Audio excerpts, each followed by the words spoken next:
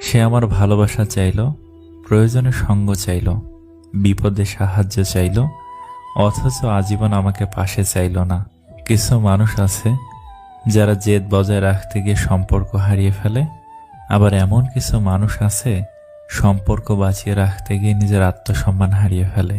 অনুভূতি ফুরিয়ে গেলে মানুষের গোলাপ ফুলের সুবাসও আর ভাল লাগে না।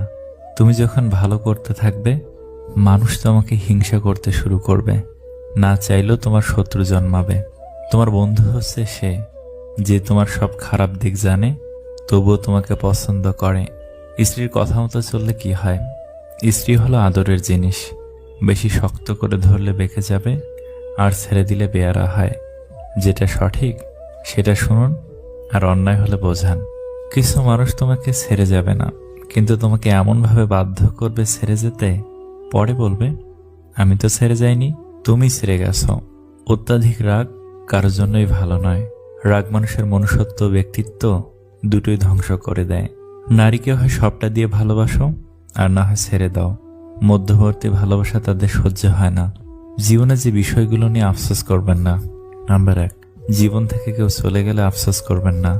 মনে রাখবেন, রব যা করেন ভালোর জন্যই করেন। নাম্বার 2, জীবনে সফল হতে দেরি হলে নিরাশ হবেন না, কারণ ভালো কিছু হতে সময় লাগেই। নাম্বার 3, অতীত নিয়ে কখনো আফসোস করবেন না, কারণ চাইলেও তা পরিবর্তন করতে পারবেন না। সম্ভব হলে ভবিষ্যৎ নিয়ে ভালো কিছু করার চিন্তা করুন।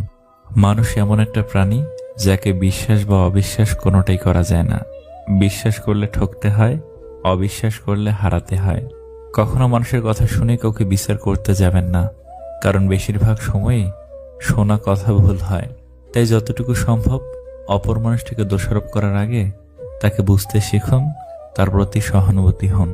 কাউকে ভুল বোঝাটা খুবই সহজ, কিন্তু কাউকে বুঝতে পারাটা অনেক কঠিন। আপনি কাউকে ভুল বুঝে এমন কিছু করে ফেললেন যে অপর মানুষটা কখনো ভাবতেও পারেনি। পরবর্তীতে বুঝতে পারলেন আপনার কাজটা ঠিক হয়নি, তখন আপনার আফসোস ছাড়া কিছু করার থাকবে না। জীবনের প্রতিটা ক্ষেত্রে অভিনয় করতে হয়।